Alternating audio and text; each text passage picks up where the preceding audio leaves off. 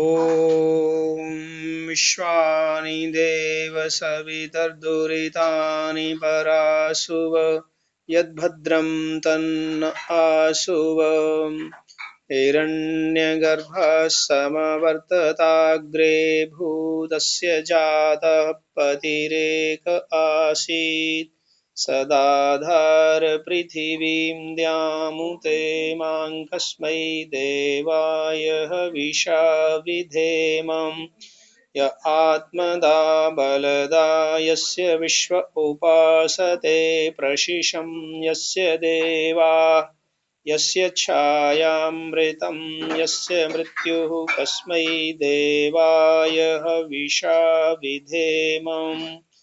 यः प्राणतो निमिषतो महित्वैक इद्राजा जगतो बभूव